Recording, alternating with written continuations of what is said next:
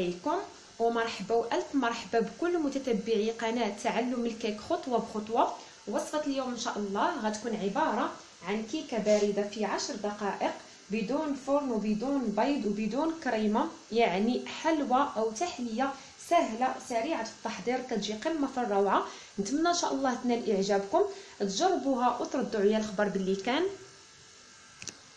فهنايا غنقسم لكم واحد المورصو باش تشوفوا الشكل ديالها من الداخل. وكما تلاحظوا معايا في تتمه الفيديو دائما الا بغيتوا يعني تقسموا بحال هذا النوع من التحليات مرصويات او تزولوها من المول ديالها، يعني من الاطار ديالها من الجوانب، فدائما استعنوا بماء اللي كيكون في درجه الغليان، يعني كيكون سخون كاع ساخن جدا.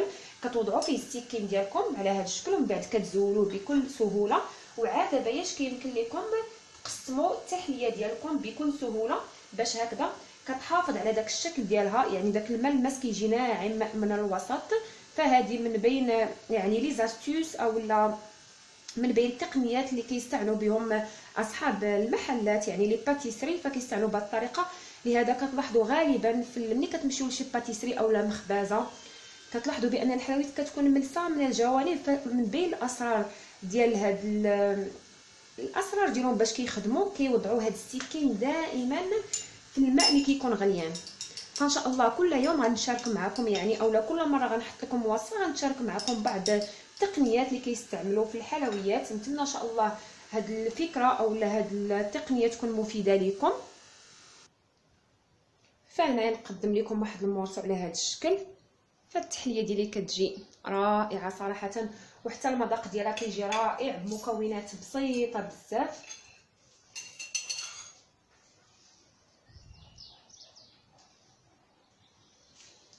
فبسم الله، فكما كتلاحظوا معايا بسم الله هذا هو الشكل ديال التحليه ديالي.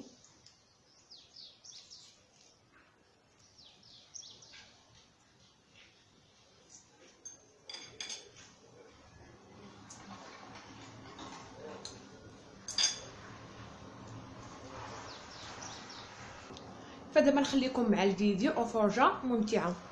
بسم الله على بركه الله. بالنسبه لمكونات الطبقه الاولى فعندي 3 كؤوس من البسكوي ما يعادل 300 غرام.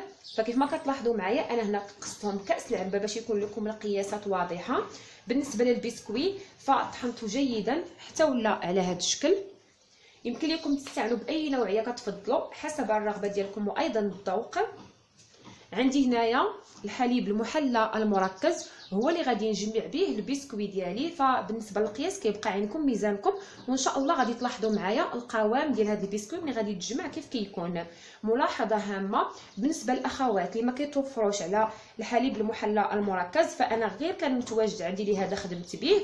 الا ما كانش عندكم فيمكن لكم تستعملوا 100 غرام من الزبده المذابه كتجمعوا بها البسكوي ديالكم، او لا المهم القياس كيبقى عندكم ميزانكم. الا ما كانش متوفره الزبده ايضا فيمكن لكم تخدموا بجوج كيسان من دانيت بنكهه الكراميل، يعني كريمه محلات بالكراميل، حتى هو يمكن لكم تجمعوا به هذا البسكوي كيجي رائع ايضا. فاعطيتكم هنا بعض الحلول باش الا ما كانش متوفر عندكم الحليب المحلى المركز تخدموا بهم. فدابا بسم الله اول حاجه غادي نقوم بها غادي نحاول نجمع الطبقه الاولى وهي طبقه البسكوي على هذا الشكل. هنا دابا كنوضع البسكوي وكنبدا كنضيف عليه الحليب المحلى المركز غير بالقياس، ما كتضيفوش الكميه كامله وانما كتضيفوا غير بشويه بشويه. وهكذا كتحاولوا تجمعوا البسكوي ديالكم حتى كتحصلوا على واحد الطبقه او لا على واحد القوام من هذا البسكوي كيتجمع في اليدين كيف ما غتلاحظوا معايا. كيف ما كتلاحظوا معايا هذا هو القوام اللي كنتحصل عليه لطبقه البسكوي، فكيجي على هذا الشكل. فاش كتقدروا تجمعوه في اليدين ديالكم بحال هكذا هنا كتعرفوا بان البسكوي ديالكم صبح جاهز باش تحضروا منه الطبقه الاساسيه. بالنسبه للكميه اللي استعنت بها فكيبقى تقريبا ربع هذا الحك، ما استعملتوش كامله. المهم كيبقى القياس عندكم ميزانكم وحسب تشرب هذه الكميه من البسكوي الحليب المحلى المركز. وكيف ما قلت لكم مره اخرى غنكررها، يمكن لكم تعوضوه بالكريمه المحلات الكراميل اي دانية شوكولا او الزبده المذابه حسب الرغبه والمتواجد ايضا. هنايا عندي اطار دائري اللي القطر ديالو كيوصل ل 26 سنتيمتر. ممكن تستعنوا بقطر مربع او لا الشكل اللي كتفضلوا نتوما. انا استعنت بهذا الاطار الدائري وضعته فوق هذا السيبوره اللي غادي نقدم فيها التحليه ديالي اولا الحلوى. صافي دابا غادي نحاول نثبت فيها طبقه ديال البسكوي على هذا الشكل.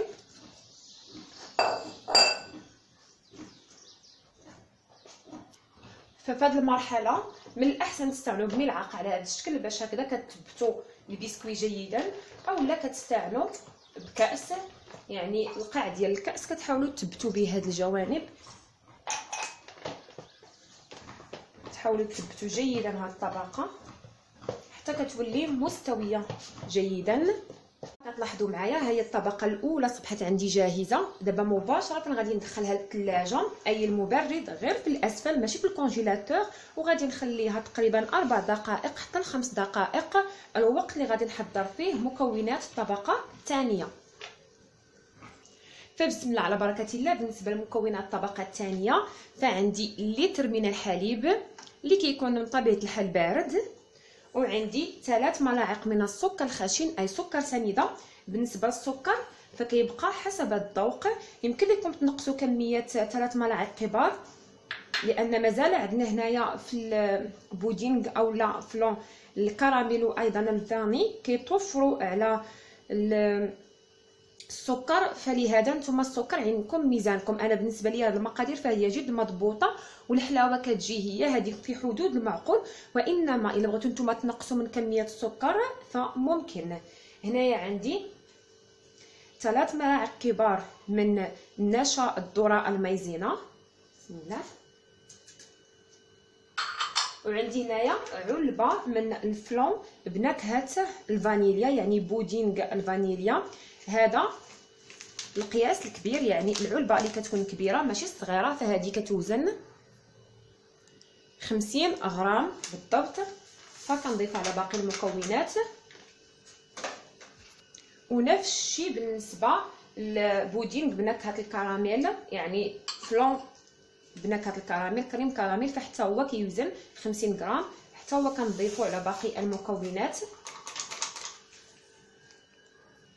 كنحرك الكل جيدا حتى ما كيبقاوش عندي اي تكتلات سواء ديال النشا اولا ديال لي فلون بزوج، ومباشره على نار كتكون متوسطه. المراقبه وايضا التحريك المستمر كتبقاو مع الخليط ديالكم حتى كيوصل لدرجه الغليان، وهكذا كتحصلوا على واحد الشكل كريمي للكريمه، فكتعقد لكم شيئا ما.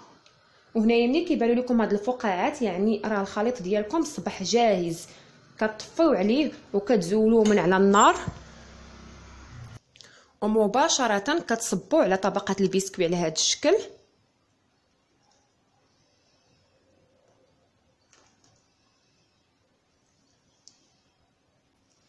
كتخليوه على سطح العمل التحليه ديالكم حتى كتبرد تماما وكتاخذ درجه حراره المطبخ، عاد مباشره كتدخلوها للثلاجه حتى كتبرد وكتماسك جيدا، عاد باش ان شاء الله غادي نرجع باش نزينها معكم، وهكذا يمكن لكم تقدموها بالصحه والراحه. هو الكيك ديالنا او التحليه من بعد ما كتماسك لنا الطبقات جيدا مع بعضها، هذا هو الشكل اللي كنتحصل عليه. هنايا باش نزول هذا الاطار بكل سهوله فعندي ماء اللي كيكون في درجه الغليان، كنوضع فيه واحد السكين كيف ما كتلاحظوا معايا، وبسهوله كندوزو من الجوانب هكذا، كيحافظ لنا على الشكل ديال التحليه ديالنا اولا الكيك من الجوانب وما كيكونوش فيها اي شوائب. فدائما استعملوا بهذه الطريقه، صراحه تقنيه اولا استوس يعني رائعه، كتخلي لنا كتحافظ لنا على الشكل ديال الكيك بكل سهوله. كنزول المول اولا الاطار على هذا الشكل، كنرفعو الى الاعلى وهكذا كيصبح الشكل ديال التحليه ديالنا.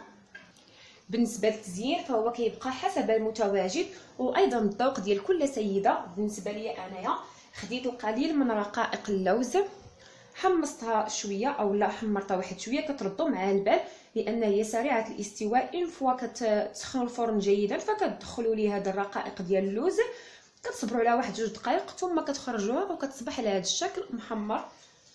هنايا بسم الله فكنحاول نوضع القليل من الاعلى على هذا الشكل.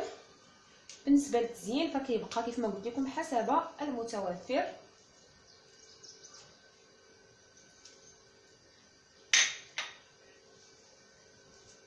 وهنايا كنوضع بعض الخطوط من صلصه الكراميل او صوص كراميل المرافقه للفلون او لا بودره البودينغ ديال الكراميل، كتكون مرافقه ليه هاد الصلصه، فكنزينوا بها على هذا الشكل. كنوضعوا خطوط عشوائيه وهكذا كتعطينا واحد التزيين جميل للكيك او التحليه ديالنا. وهكذا كتصبح التحليه او الكيك ديالنا البارد بدون فرن جاهز. صراحه كتجي كيكه رائعه. كتلاحظوا معايا هذا هو الشكل النهائي اللي كنتحصل عليه التحليه ديالي، فكتجي على هذا الشكل. صراحه كتجي راقيه في الشكل وايضا لذيذه في المذاق. نتمنى ان شاء الله تنال اعجابكم، تجربوها وتردوا عليا الخبر باللي كان. بالنسبه للبنات اللي اول مره كيشاهدوا القناه فكنرحب بكم، كنقول لكم مرحبا والف مرحبا. الى عجبكم المحتوى اللي كنقدم فما تنساوش الانضمام للقناه بالضغط على الزر الاحمر اللي كتكون مكتوب عليه اشتراك او لا صابوني او لا سبسكرايب، وايضا تفعيل الجرس الصغير اللي كيكون اللون ديالو كري حتى يولي محاط بالخطين باش هكذا تقدروا توصلوا بنوتيفيكاسيون فور ما كننزل اي فيديو جديد. ودابا كنقول لكم السلام عليكم وفي امان الله الى حلقه قادمه ان شاء الله.